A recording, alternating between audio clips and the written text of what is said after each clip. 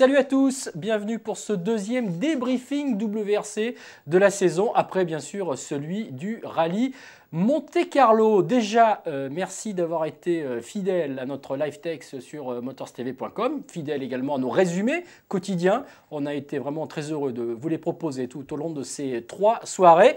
Sans oublier bien sûr vendredi prochain le résumé, le highlights de cette deuxième manche du championnat du monde. Highlights dans lequel vous entendrez la voix de celui qui est à côté de moi aujourd'hui, notre ami et confrère Eric Briquet d'Auto Hebdo. Salut Eric. Salut Patrick. Bon, bien revenu. J'ai vu que tu avais gardé les chaussures hivernales. Tu avais gardé tes chaussures suédoises. Ah bah écoute, je suis parti de France, il y avait plein de neige. Je pensais revenir en France avec autant de neige. Donc voilà, un petit peu plus. Il fallait nous demander. Ça dépend. Il y a des endroits, il neige toujours.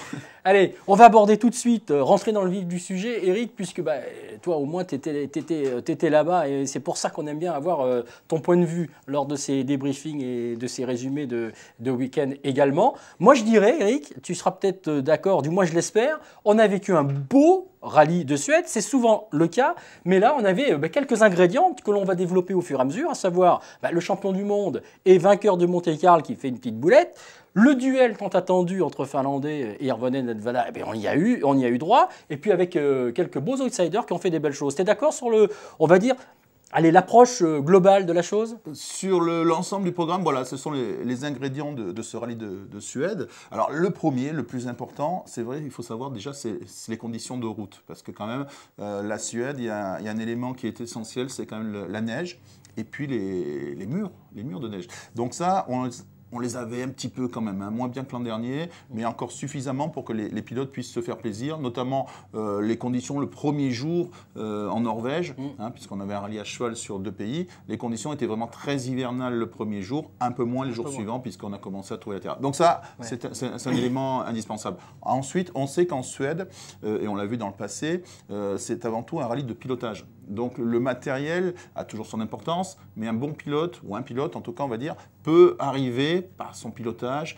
à gommer, je me souviens d'une année avec P.J. Anderson sur la Skoda qui avait fait des très belles performances. Donc voilà, donc c'est un rallye où tout le monde peut jouer sa carte. On l'a vu par exemple avec un Novikov qui découvrait ce rallye de Suède, il n'avait jamais mis ses pieds, puis il fait une très belle performance. Donc voilà, c'est vrai qu'avec les Finlandais, les Nordiques, nos pilotes français, on pouvait s'attendre à quelque chose de très sympa et on l'a eu. Et on l'a eu. Alors, on va reprendre en détail le petit programme, le petit sommaire qu'on vous a donné tout à l'heure. Mais déjà, Sébastien Loeb, dans le coup, véritablement dans le coup, en début de la vraie première journée, jusqu'à la faute.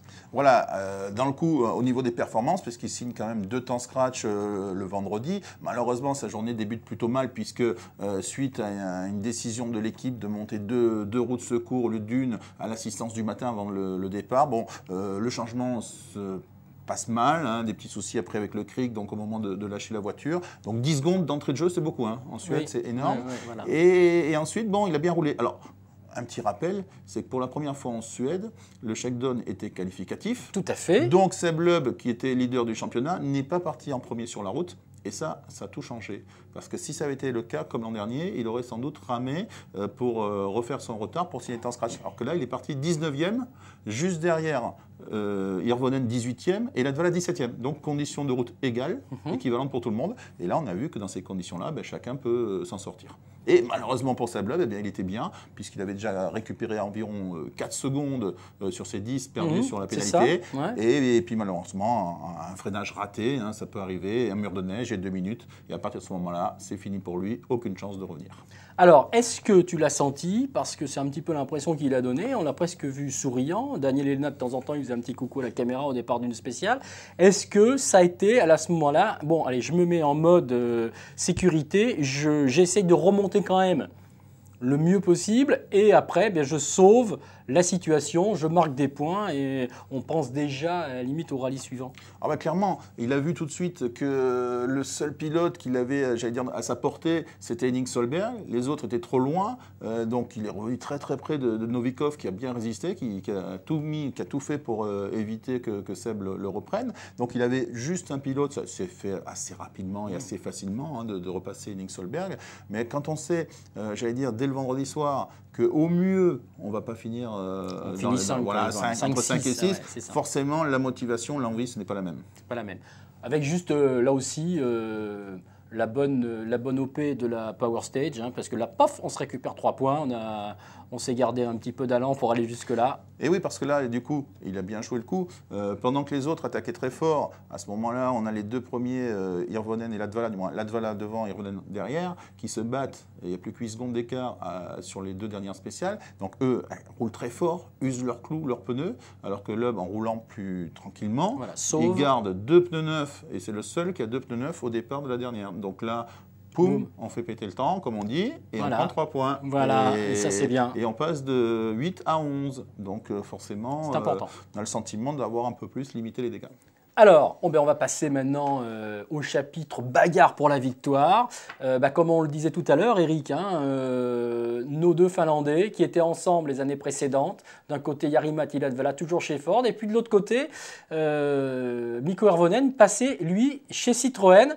Et moi, j'oserais presque te dire que on reviendra sur la performance de Latvala, mais je trouve presque anormal que, pour moi, Hirvonen, il était presque en devoir de l'emporter, puisqu'il avait emporté les 2 saisons précédentes sur la voiture considérée comme étant moins bonne sur l'ensemble d'un championnat que la Citroën. Là, il est dans la meilleure équipe du monde, avec ce qui est estimé être la meilleure voiture du monde. Il fait que 2. Alors, est-ce que ça veut dire que les Ford sont quasi imbattables sur ce terrain ou... C'est à croire. En tout cas, ce qui est certain, c'est que quand Mikko Hirvonen a fait les premiers essais de mise au point la DS3 sur la glace, en succédant à Sébastien Loeb, il a fait modifier un petit peu le setup, comme on dit, le réglage de la voiture. Et Loeb a trouvé que ce qu'avait importé Hirvonen, c'était intéressant. C'était une voiture plus facile. Et donc, Loeb a validé les réglages d'Hirvonen. Alors, est-ce que ça signifie que dans le passé, Ford a trouvé quelque chose qui fait que la voiture est mieux que la Citroën? On peut effectivement le penser. Alors, comme on est sur une seule surface, sur neige, on ne peut pas voir d'autres rallyes et avoir confirmation contre confirmation, puisqu'après, sur la terre, c'est évidemment différent. Donc, effectivement, on va dire qu'en hiver, sur la vraie glace, sur la vraie neige, Ford a un petit avantage sur Citroën, sans doute. Et puis après, c'est une question de pilotage. Latvala avait de son côté une grosse pression sur les épaules, puisqu'il savait qu'il devait absolument terminer après sa sortie de Monte-Carlo. Donc terrible pour un jeune de 26 ans. Grosse pression, interdiction d'en faire une. Et il fallait quand même gagner, donc ce n'était pas évident.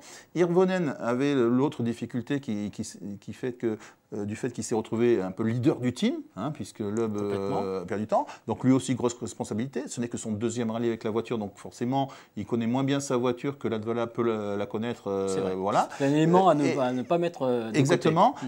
Et a priori, ça s'est joué sur une spéciale où d'un coup, Mikko a perdu 20 secondes en raison du fait qu'il avait moins de clous, il les a plus arrachés, plus dégradés. Et lui-même se posait la question de savoir est-ce que son pilotage n'avait pas été trop un petit peu agressif, incisif. Il se posait des questions. Et voilà, sur cet écart de 20 secondes du vendredi soir, ça a été pour lui ensuite quasiment impossible de revenir. Il est revenu quand même. Avec la crevaison. Avec la crevaison le dimanche, quand Latvala qui pensait à ce moment-là pouvoir dérouler tranquillement, et bien là, d'un coup, patatras, on recommence, on se retrouve avec 8 secondes d'avance et il faut tout refaire. Et alors justement, c'est important ce que tu dis, il faut tout refaire, mais il a tout refait, quoi. Il a été vraiment, là on va revenir un peu plus sur Jari-Matti Latvala. Déjà, si vous l'avez également vu sur notre antenne dans les résumés, il a une position de conduite, il a une façon de piloter, on a l'impression qu'il va faire ses courses au supermarché, c'est quand même assez incroyable, et il a su résister à la toute dernière pression avec ses 8 secondes 6, là d'un seul coup, qui lui tombait sur la figure. Il a été impérial quand même. Ah oui, parce qu'on parle toujours de Latvala comme un pilote qui sort de la route, qui a quand même eu c'est vrai, des sorties spectaculaires. Il est jeune, donc forcément fougueux, mais il commence, on va dire, à trouver un petit peu de maturité et de réflexion. Et tout au long de ce rallye, on l'a bien dit après, j'ai toujours pensé à aller vite, mais être à l'arrivée aussi. Donc prendre des risques. Par moment, il faut savoir prendre des risques, et puis par moment, il faut savoir aussi dérouler. Mais son exploit, pour moi, c'est l'avant-dernière spéciale, quand là, il part avec 8 secondes d'avance, il y a 22 km, et là, il faut rouler à fond. Il faut remettre un petit peu dans la chaudière. Pour laisser Hirvonen derrière. Bon. Et il le fait propre, la voiture est nickel à l'arrivée, donc victoire, j'allais dire, méritée. Méritée pour Latvala, qui ne l'oublions pas, quand même celui qu'on considère comme le principal rival de Loeb sur l'ensemble du championnat. Alors, il y avait déjà eu un 28-0 au Monte Carlo, et il fallait absolument qu'il rétablisse un petit peu la situation. Tout de suite pour espérer garder une chance de jouer le titre jusqu'au bout. Je vous redonne le classement à 39 pour le 32 pour Hervonen, 29 pour Solberg et 26 donc pour Latvala qui a marqué un petit point dans la Power Stage. Mais c'est vrai que bon, voilà, il a fait un beau rallye, il a bien réagi, et alors sans sans déjà tirer des plans sur la comète. C'était d'autant plus important que pour le championnat, je viens de vous donner les points, c'était important qu'il soit là pour qu'on n'ait pas l'impression, au bout de 2 rallyes, que déjà on rentre dans un championnat un peu déjà joué. C'était un petit peu l'impression qu'on avait au soir du Monte Carlo. Bon, ben là, au moins, il a su remettre un petit peu les pendules à l'heure et redonner un peu d'allant à ce championnat. Parce que, encore une fois, 39-32, 29-26, 21 pour Novikov. Voilà, ben, c'est un bon début. Oui, c'est vrai. C'est un championnat qui s'annonce serré, on l'espérait. Un petit peu décevant pour Solberg pour l'instant, parce qu'avec une voiture officielle, on espérait que Solberg soit plus performant, mais Latvala est là. Hirvonen se replace aussi, deuxième du championnat. Ça nous annonce quand même des beaux rallyes pour le futur. Alors, quelques excessites. Moi, j'ai envie de donner, c'est vrai, Matt Osberg, encore une fois sur le podium, deuxième podium successif pour lui, deuxième l'an dernier, troisième ici. Donc, il confirme, là aussi, être bien sur cette surface. Mais moi, je rajouterais encore une fois Novikov. Voilà. Tu le disais toi-même tout à l'heure, il a découvert ce rallye, comme il avait découvert le Monte-Carlo, il fait 2 fois. Enfin, franchement, là, c'est bien. Et puis, il faut surtout le rappeler qu'il n'a que 21 ans. C'est vraiment très jeune. Osberg a 24 ans. Il est considéré encore comme un jeune espoir, Osberg. Alors, à 21 ans pour Novikov, on imagine à 24 ans ce qu'il fera. Dans 3 ans, avec 3 saisons d'expérience supplémentaire. Moi, je pense que Novikov est franchement un grand de demain. Alors, pour terminer, Eric, rapidement, si tu devais donner donc, le point levé, le pouce levé, ça serait pour ? Le pouce levé sur ce rallye. Ah ben écoute, là moi, je reste convaincu que l'exploit, c'est quand même Novikov avec Giraudet. Franchement, 5e, j'ai peu connu de pilotes qui découvraient la Suède finir aussi bien. Reprenons les premiers rallyes d'un Sébastien Loeb par exemple, ou même de tous les autres, ils étaient difficilement dans le top 10. Et que là, sa place, elle est vraiment due à son talent et non pas à des pilotes qui abandonnent devant. Parfois, on peut finir 5e parce qu'il y a eu 3-4 voitures. Là, c'est une vraie 5e place. Et avec Loeb derrière qui essayait de lui prendre. Donc, il a vraiment roulé jusqu'au bout. Pour moi, c'est l'exploit du rallye. Et la performance, la très belle performance, c'est celle de Latvala qui, lui aussi, est jeune, 26 ans, ne l'oublions pas, et qui a montré qu'il pouvait être aussi un patron sur le championnat. Alors, à l'inverse, la déception de ce rallye pour toi malheureusement, c'est Sébastien Loeb parce qu'on aurait aimé le voir aller au moins plus loin, jusqu'au bout. Il y avait peut-être un coup à faire. Il a déjà gagné 2 fois. Une fois en Suède en 2004 et une fois en Norvège. Donc on sait qu'il a déjà gagné, qu'il peut le refaire. Et c'est vrai que c'est dommage de le voir dès la première étape se faire surprendre et malheureusement ne pas pouvoir se battre jusqu'au bout. Prochain rallye, ce sera le premier rallye sur Terre. On a déjà eu l'asphalte, on a déjà eu la neige, on va retrouver la Terre avec le Mexique, où là encore, on va retrouver d'abord la spéciale de qualification, la qualifying stage, qui va donc encore une fois faire pas mal bouger les choses. Et puis là donc, une surface qui va elle aussi certainement faire bouger les choses. Mais on attend en tout cas une réaction de Citroën, comme chaque année, j'allais dire. Voilà. Chaque année, on a quasiment un rallye pour Ford, c'est la Suède. Et au rallye suivant, c'est l'inverse, c'est Ford qui a du mal parce qu'il y a de l'altitude. Alors on va voir si Ford va trouver quelque chose pour améliorer ses performances. Mais en général, Citroën est toujours très bien au Mexique. Donc ça va être intéressant de voir l'équilibre des forces. Merci Eric, merci à tous et encore une fois, merci surtout de votre fidélité à Motors TV et à www.motorstv.com. Salut. Salut.